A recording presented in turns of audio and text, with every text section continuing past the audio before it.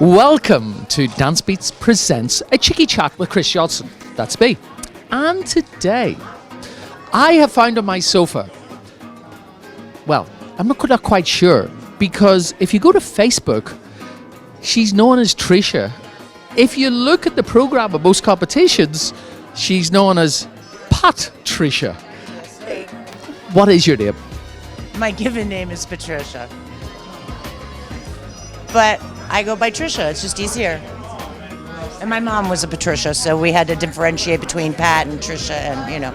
Oh. See, now it's all making a bit of sense. So, well, not a lot makes sense to me, so if anything does, this helps. True that. Cheers. Cheers. So, obviously we were talking a little bit earlier this week, and I didn't know that you were actually a show jumper. Yes, back in the day I did it for about 30 years. Okay, what's the story? How'd you get into all of that? Well, every little girl mostly wants a pony, and I got lucky enough to get one when I was 8, and we had a local hunt club right down the street. I mean, like literally 2 minutes, so it's a nice activity, and then it morphed into, I got older and I needed a larger horse, and then my dad got in, my dad and mom enjoyed it, and they liked the competitions. But it would, how do I make in this? Like, say for example, you go to Florida for the winter, and there's horse shows every week. But if you have one horse, then you're showing 1, maybe 2 days out of those 3 months per week. So my dad would get bored. Like, we'd go up to Lake Placid, and I'd have one horse, and he'd be like, I'm bored. So I started acquiring more horses, and then he also bought well, it wasn't at the time, but an Olympic prospect for my trainer at the time, Leslie Burr Howard. She actually ended up winning gold in 80. Unfortunately, our horse, and she won America's Cup. That horse did very well. His name was Chase the Clouds. He was a very special animal. Now, so I've never even sat in a horse. So is it the same as dancing? Is there a circuit that you competed? Oh yeah, absolutely. And there's like dance, there's different circuits. You know, like there's an East Coast A circuit, but there's also BC non-recognized shows that that just backyard ponies and whatnot go to. And then there's, of course, different disciplines. There's eventing, there's the show jumping, there's dressage, there's Western riding. I mean, there's tons of different disciplines. And they have a West Coast, they have different circuits, East Coast, West Coast, Midwest, and you can go wherever you want. It's just entirely up to you. So what was your speciality?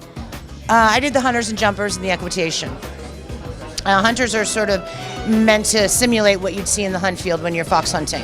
Okay, they're lower jumps, and it's more sedate.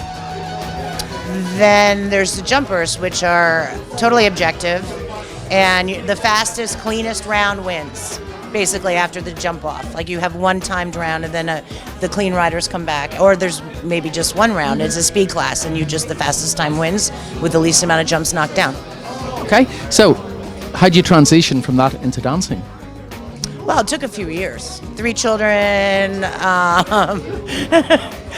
I played tennis for years while I was raising the kids. I did, a number of other things. My mom had dementia, and a friend suggested I take her to a dance studio.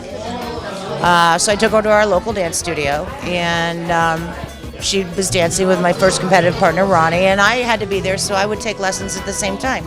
And Mom went off to Florida. I got help for her, and she went off to Florida for the winter, and I kept dancing. And it slowly morphed into what it is now. Kind of like the progression with ending up with like 8 horses as a junior rider. Okay, now I compete all the time or when I can, and yeah. So it really turned out to, it started out to be about my mom, but it ended up being about me and helping me through some very difficult times, not the kind we've had recently, but difficult times in my own personal life. Well, I sort of mirror you, because I was sort of dragged along because my little brother and sister did it. And then I discovered there was a lot of girls. Oh yeah, well that's part of it, yeah.